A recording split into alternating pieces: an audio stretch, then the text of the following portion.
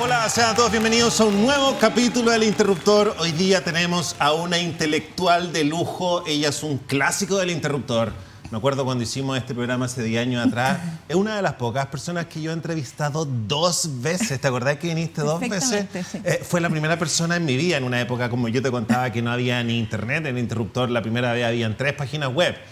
Fue la primera persona que me dijo en cámara, yo soy marxista. Y yo así como, oh, es un artista impresionante, ha estado en todas las bienales, ha hecho 100 veces el circuito chileno.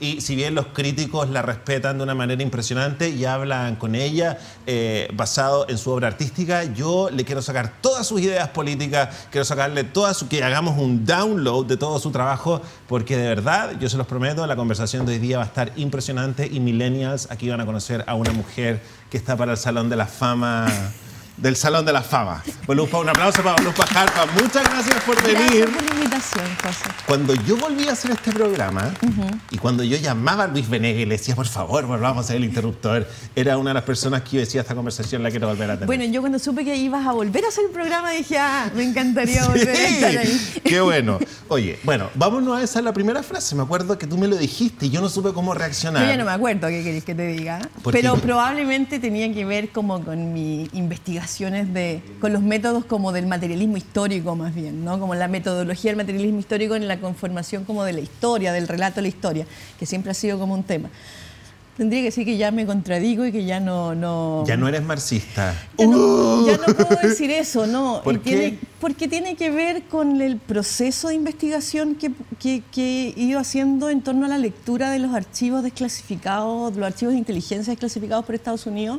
Que tienen que ver con la dictadura, ¿no? Sí, pero los he ido mapeando. Entonces empecé con Chile, pero seguí con América Latina, porque la verdad es que se van mezclando las tramas y las confrontaciones de poder, y al cabo de un tiempo la verdad es que me di cuenta que uno lo que ve en la superficie como una discusión ideológica utópica, en el archivo secreto aparece como una pura confrontación de intereses, digamos. Pero ¿no? para que podamos profundizar eso, y para los millennials, que nosotros tenemos un público nerd que nos encanta, explicarles que uno de los objetos de estudio que tú decidiste tener tiene que ver con tu obsesión justificada con la Guerra Fría, porque Chile y nuestras dictaduras, y las dictaduras que tú viviste, porque tú recorriste cuando eras cabra, cuando eras adolescente, la dictadura en Brasil, ¿en qué otros países más estuviste? En Paraguay. En Argentina la vi, la de Uruguay también la vi, no viví, pero las vi. Entonces, la de Chile también. Tú eres una artista de la generación del 90, los últimos años de los 90 la CIA desclasifica un montón de documentos que están todos redactados o todos como tachados con estas tachas negras que forman parte básicamente de tu obra, de tu arte. ¿Y por qué dices que finalmente en un... Bueno, de hecho, una de tus obras, tú tienes como 4000 documentos en unas carpetas que la gente puede ver y tú dices, vengan a sacar sus propias conclusiones, no desde la ideología, sino que básicamente desde los hechos concretos. Explícame entonces, porque esto, tú dices, es una guerra ideológica, pero cuando tú comienzas a mapear los documentos, ¿se transforma en qué? Lo que pasa es que uno tiende a pensar, uno ha adquirido la ideología no pensándola como necesariamente como un conflicto de poder. Cuando hablamos de conflicto de poder, lo pensamos como idealmente como una pugna de ideas, ¿no? Pero el conflicto de poder no necesariamente son pugnas de ideas, ¿no? Creo que no lo son, de hecho. Nosotros articulamos la modernidad del siglo XX para la generación millennials, que es la cual pertenece mi hijo también, articulamos como que esta pugna tenía que ver con unos ideales. El comunismo y el capitalismo. Claro, y que esos ideales eran contrarios, digamos, ¿no? Entonces una cosa era el Estado, la otra cosa era lo privado, una cosa era la individualidad, la otra cosa era como esta generación como de un colectivo. Y eso fue lo que a nuestra generación le tocó vivir en términos como discursivos de cómo percibía el mundo. Y tenía que pararte en uno de los dos lados. Y tenía que tomar decisión, decir ya en cuál de los dos me paro, porque cuál me parece a mí mejor, qué ideas me parecen. Cuando tú lees los archivos secretos de inteligencia norteamericanos sobre Chile, sobre América Latina, pero sobre otros lugares también, sobre la misma Europa, por ejemplo, te das cuenta que esa pugna de poder es menos ideológica y tiene más que ver con el dinero. Es mucho más distópica, está más asociado al dinero y a cómo voy influyendo en las regiones, en los países, y cómo voy estableciendo que mis intereses sean los que se van produciendo. Y por lo tanto, genera primero esta idea del secreto, que es súper perturbadora, que nosotros la hemos naturalizado. Nosotros entendemos que lo que ocurra en el poder verdaderamente sea secreto, lo tenemos súper aceptado. Es por nuestro bien incluso. Sí, nosotros sabemos que las noticias que leemos no son totalmente verdad, o como me dice mi hijo, que yo tengo problemas con las teorías de conspiración, pero nosotros lo tenemos como naturalizado. Es como, sí, yo sé que lo que estoy leyendo no es cierto. Yo el otro día le dije, una vez Andrea Moleto dijo como en la radio de que cuando vino Chomsky, dijo como, bueno, y estos fanáticos de la teoría de la conspiración, y yo me la encontré en una fiesta y le dije, tenéis que dar gracias, que habemos algunos que estamos preocupados de la teoría de la conspiración. El otro día leí en una investigación en una universidad norteamericana que decía que la gente que creía en las teorías de conspiración tenía un desarrollo intelectual un poco mayor que la gente que las rechazaba de plano, digamos. Todo bien. Porque trataba como porque... Pero una de las cosas extrañas de la Guerra Fría es que nosotros entendimos que el poder ocurría en secreto, en la sombra, que iban a haber crímenes que además están descritos en los archivos. Dice, cómo se come, ahora lo leía varias veces ahora en Argentina, cómo se comete un asesinato, quién lo comete, cuándo un asesinato es exitoso, cómo das muerte a una persona, a un líder, por ejemplo, y que ojalá eso nunca se sepa. Entonces, ahí ese asesinato está tipificado y catalogado. El más exitoso es el que tú no tienes ni la razón, ni puedes, no sé, Kennedy, por ejemplo. No, o sea, tienes un muerto, pero no logras articular la historia. El más exitoso es el que te destruye la narrativa de la verdad. Es el más exitoso. Entonces, la Guerra Fría y estos archivos, lo que te empiezan a mostrar es que el secreto, las mentiras, la corrupción, los asesinatos, la planificación de la distopía del mundo es una cosa que está planificada, ¿sí? Y que se lleva a cabo, por supuesto, no es que se lleve a cabo olímpicamente, tiene trabas, digamos, ¿no? Entonces tú dices, bueno, ¿por qué el discurso utópico de las ideologías no dan ninguna cuenta de esta realidad? Ya, pero mira. Por eso esa es mi razón de la que ya no podría pertenecer a un discurso, no podría mirar el mundo desde un discurso ideológico. Ya, pero, y esto, cuando te escucho decir de que finalmente tiene que ver menos con la ideología y más bien con dónde están mis intereses y el dinero, eso yo podría decir, eso me podría calzar con quienes luchan porque el capitalismo avance. Pero tú viste eso en quienes se decían comunistas, de que finalmente tenía menos que ver con el compañero y más con el dinero y mis intereses. Sí, lo vi ahora en la exposición que hicimos en el Malva, se llama En nuestra pequeña región de por acá, y es una revisión de todos los archivos de América, son 14 países, no son todos los países de América, pero son un número importante. Y ahí revisamos las muertes de los líderes latinoamericanos cuyos asesinatos son sospechosos, todavía no tienen, desde el año 48 hasta el año 94. Está Neruda incluso, dice Neruda, Frei. Neruda como político, ya, no como poeta. No hay intelectuales en mi galería de muertos, sino que son personas que ejercieron cargos en cualquiera de los tres poderes del Estado y cuya muerte tiene una narrativa que aún la justicia no logra resolver. Y por supuesto ahí está Neruda, que se resuelve luego, Neruda. Nosotros accedimos a las causas judiciales, hicimos toda una investigación que era archivo de inteligencia y causa judicial. Y ahí vas viendo, claro, como estos sujetos se oponen, digamos, que son distintos discursos, son personas de centro y de izquierda y de centro izquierda, ¿no? Pero como son del Estado, no está el guerrillero, no está el sindicalista, no está son aquellos que estuvieron o en el Poder Ejecutivo, en el Poder Legislativo, en el Judicial. Y vas viendo, son 47 muertes las que hemos como catastrado e investigado, y vas viendo una especie como de mapa de la muerte que sin duda va significando que vayas pudiendo torcer los sucesos históricos que se van a devenir en esos países. Y no solamente en esos países, sino en regiones, ¿sí? Cuando tú dices ya, 3 presidentes muertos de Brasil al hilo, año 76, Operación Cóndor. Pero cuando ves que la dictadura brasileña está muy asociada al desarrollo de las dictaduras después en Chile, en Argentina, en Brasil, o sea, en Chile, en Argentina, en Uruguay, te das cuenta que también hay una cosa geopolítica que es bien de la Guerra Fría y de la globalización. O sea, los términos de soberanía y de autonomía de un Estado son súper frágiles, no solamente ahora, sino que lo han sido durante la Guerra Fría, súper frágiles. Ya, perfecto, pero igual escuchándote creo que yo me desencantaría de la derecha si fuera de la derecha, pero yo aquí te escucho de que ya no te dices marxista, por ende, y aquí no te quiero decir como, por favor, dime en qué minuto te despertaste y te diste cuenta que la derecha no existía. Sí, nunca fui una marxista ejemplar, creo que la gente que se para en la izquierda del paradigma también necesita revisar qué cosas hay que limpiar o qué cosas hay que mejorar. Entonces, eso es lo que te pregunto. ¿Qué es lo que yo creo que el conflicto de las ideologías, de las utopías? Yo tengo problemas éticos con el discurso utópico. Me parece que el primer problema ético del discurso utópico general, izquierda, derecha o donde lo pongas, es que te borra la capacidad de poder mirar la realidad. ¿Sí? Entonces sale un político de cualquier lado y dice, entonces vamos a luchar por todos juntos, por la libertad, la igualdad, la fraternidad y porque por la superación de la pobreza.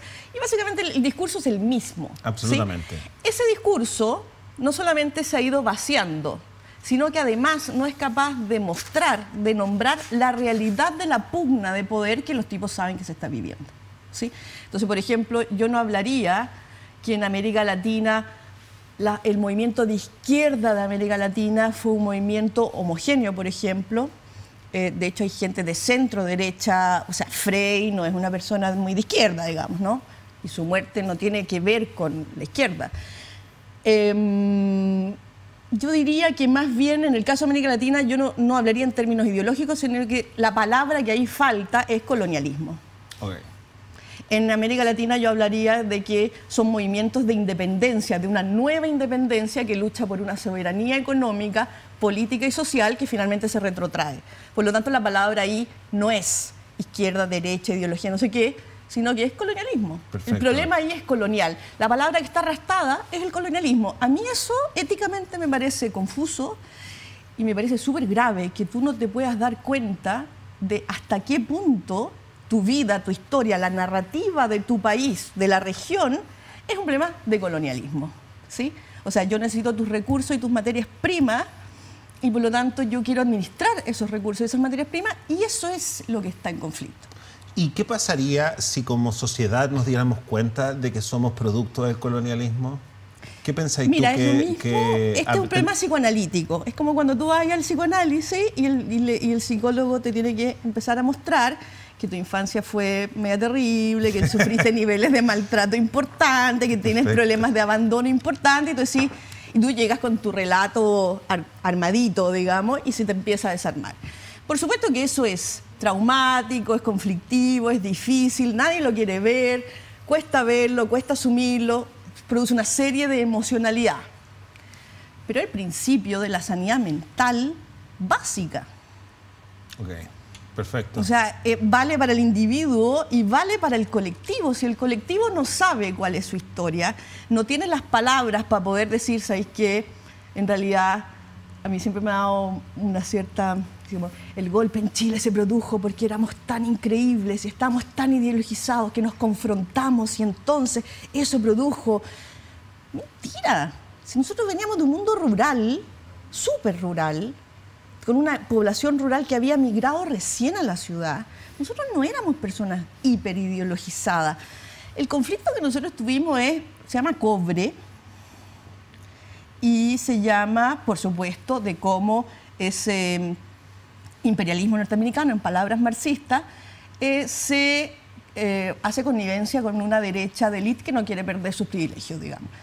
Pero eso es un problema ideológico, sí, pero un problema del tipo de colonialismo del siglo XX. Sí.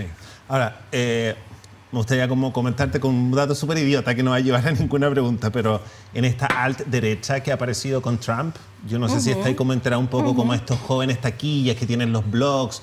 De hecho, hay una tropa de comedia de la alt-derecha que tiene un programa en Cartoon Network. Ya. Ahora es taquilla, tienen como un plan Z. Y me obsesioné y me metí como estas páginas de alt-derecha que tú, ¿cachai? Que, por ejemplo, si tú eres judío ellos escribirían Voluspa Harpa con 3 paréntesis para identificarte como judía, para que yo porque te trolee. Porque te tienen que clasificar. Y para que yo te trolee, ¿cachai? Entonces los periodistas judíos de la revista Time se ponen con los paréntesis de... Y tenían como un vernáculo, ¿cachai? Por ejemplo, a la televisión le dicen el judío eléctrico. Y tenían a Pinochet, y ponían a Pinochet, el gran héroe que destruyó el comunismo. Ahora, tú en este renacer de la izquierda que yo he visto en los jóvenes acá, de una izquierda... De un movimiento social. Y que tiene la palabra neoliberalismo en la punta de la lengua. Sí. A veces yo considero... ¿Cómo la veis tú? Después de escucharte con esta... Después de escucharte respecto de que ya tú no ves el mundo desde una ideología. Yo creo que yo hago clase, acuérdate, ¿no? Hago clase hace 20 años y a mí me llegan personas jóvenes. Ellos tienen siempre la misma edad y yo voy envejeciendo paulatinamente. Perfecto. Pero ellos siempre tienen 20 y tantos años porque le hago el último curso de la carrera. Y por lo tanto voy viendo cómo viene la reflexión y es un ejercicio que a mí me gusta mucho y lo disfruto. Y además lo considero necesario éticamente también, ¿no? Que uno tenga esos espacios. Yo creo que la generación joven que hoy día ha salido desde el 2011 en adelante, digamos, pero las generaciones que han salido a reclamar en Chile son generaciones que, primero, pertenecen a un discurso súper confuso, donde no saben si reclamarse como consumidores o si están reclamando como valores. Wow. Están mezcladas las dos cosas, digamos, wow. ¿No? O sea, yo hice clase en universidades privadas. La universidad privada no es que en sí sea buena o mala, o sea, hay universidades estatales que son muy malas también, hay carreras dentro de las universidades estatales con muy malos docentes, con mala calidad. Pero esa generación es la generación de los padres endeudados, ¿sí? Donde a esa generación viene la sociedad y le dice, bueno, mire, sus padres están sobreendeudados y ahora usted, a partir de los 18, se tiene que endeudar. Hasta los 40, que va a pagar su carrera y después a endeudar en su crédito hipotecario. Va a vivir su vida endeudado, ¿sí? Ahora, yo no estoy minimizando que la figura del deudor no sea un problema político. Sí es un problema político, ¿te fijas? Y no es menos ideológico que la figura del ciudadano politizado. Pero yo creo que las cosas están imbrincadas, están mezcladas. Y a mí me parece que cuando una sociedad le dice a sus jóvenes, mire, usted a partir de los 18 aquí tienes en deuda, me firma el contrato, una sociedad saturniana se está comiendo su propio futuro, digamos. Tú no puedes tener, o sea, sí puedes, digamos, pero proponer como propuesta social, decirle, mira, tú a partir de los 18 me firmáis todos los pagarés. Yo tengo alumnos y exalumnos con unas historias de los pagarés de la universidad, con los padres amenazados de rematarle las casas. Entonces, yo entendería que la realidad es un sistema económico que ha hecho colapsar a esos padres y que lo que propone es que estos niños ingresen al sistema también ya colapsados de antemano, y esa oferta histórica que le hace Chile a su juventud es la que empuja a estas personas a salir a protestar con niveles más reflexivos algunos, con niveles menos reflexivos otros, digamos, ¿no? ¿Y los más reflexivos son capaces de darse cuenta que no es tan bueno ver la vida desde un prisma ideologizado? Es que yo creo que las ideologías puras hoy día, José, no calzan con la realidad. Pero estos cabros yo a veces siento, o puede que esté equivocado, yo siempre digo, yo aquí me mando unas frases que tú me vas a decir, y este idiota que está opinando, pero te lo digo porque tú sabes más que yo, entonces a mí me gusta... Bueno, no sé, yo especulo... Sabes mucho más que yo, entonces a mí me gusta aprender. Yo tengo la sensación de que están súper ideologizados. De hecho, yo estoy haciendo un taller de stand-up para cabras feministas y una me sale con, bueno, lo que pasa es que el sistema neoliberal, y le decían, no quiero escuchar esta palabra. Porque en la izquierda también hay un montón, ¿me entendís? Como, ¿por qué estáis tan programados? Pareciera que si no estáis programados... Bueno, porque lo que yo te decía, una de las cosas que a mí me parece grave de los discursos utópicos ideológicos, cualquiera, antiguos, modernistas, no las voces postmodernas que van como articulando otras palabras, no sé qué, restan tu capacidad de poder nombrar la realidad. Y no poder nombrar lo que te está pasando es algo muy grave. Y cuando tú le decías esto a tus alumnos, A mis alumnos son porque le fracturáis la ideología. Son unos genios, yo los adoro. Y tengo súper buenos alumnos y tengo personas es muy interesante. Okay. Hay esperanza entonces. Sí, absolutamente. Y Puede ser que son personas que están elaborando sus realidades, digamos, ¿no? Y tratando de ver de qué manera no están reproduciendo modelos ni culturales ni de pensamientos ya establecidos. Son personas que están pensando muy desde... Bueno, yo los obligo a pensar de quién eres tú, de dónde vienes, qué te interesa, qué te importa. Con eso vamos a trabajar, sí. No podemos trabajar con otra cosa, ¿te fijas? No, yo sí sé que hay gente y que probablemente esa gente tiene un megáfono con un volumen o recién lo está empezando a subir, ¿cachai? Lo más ruidoso es esto histórico que tú decís que nosotros tenemos.